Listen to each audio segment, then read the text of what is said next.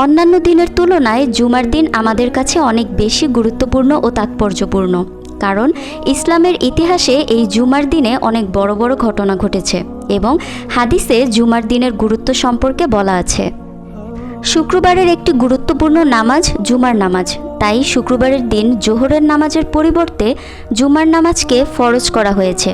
জুমার 2 রাকাত ফরজ নামাজ এবং ইমামের খুতবাকে জোহরের 4 রাকাত ফরজ নামাজের স্থলাভিষিক্ত করা হয়েছে। জুমার দিনে খতিব তার খুতবায় মানুষের যাবতীয় গুরুত্বপূর্ণ ও প্রয়োজনীয় বিষয়ে কোরআন ও হাদিসের আলোকে নির্দেশনা দিয়ে থাকেন। জুমার দিন হলো অন্যান্য দিনের তুলনায় ফজিলতময় একটি দিন।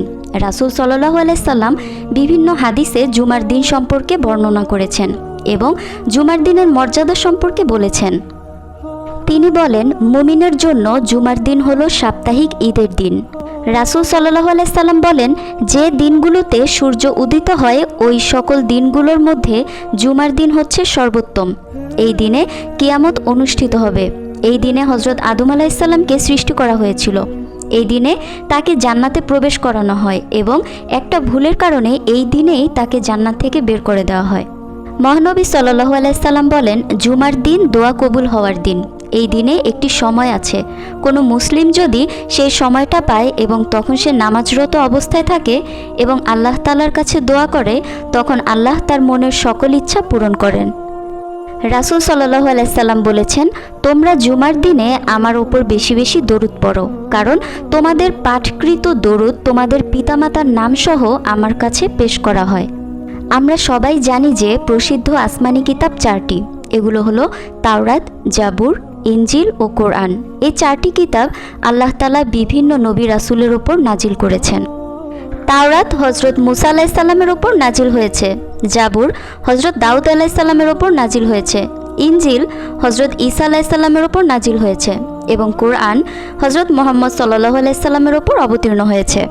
রাসূল সাল্লাল্লাহু আলাইহি সাল্লাম বলেন, যদিও আমাদের আগে সব উম্মতকে আসমানি কিতাব দেওয়া হয়েছে এবং আমাদেরকে সব উম্মতের শেষে কিতাব দেওয়া হয়েছে, তবে কিয়ামতের দিন আমরা সর্বশেষ উম্মত, কিন্তু আমরাই সবচেয়ে বেশি জান্নাতে প্রবেশ করব।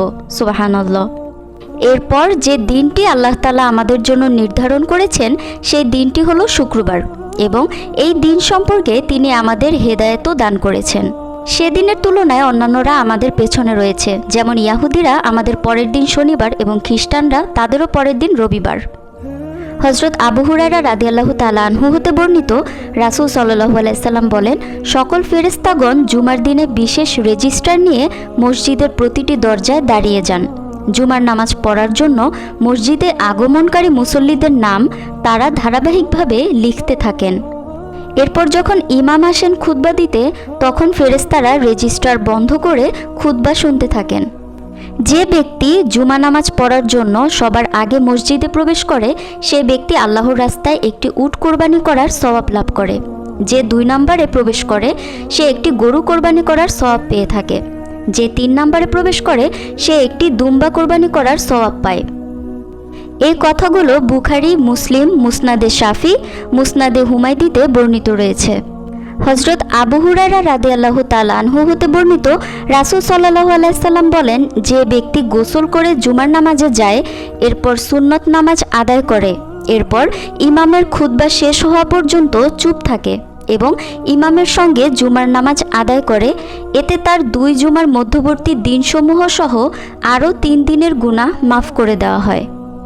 তিরমিজি, মুসলিম এবং মিশকাতুল মাসাবিতে বর্ণিত আছে, রাসূল সাল্লাল্লাহু আলাইহি সাল্লাম বলেন, জুমার দিনে আসরের পর থেকে তোমরা দোয়া করো, কারণ এই মুহূর্ত দোয়া কবুল হওয়ার উপযুক্ত সময়।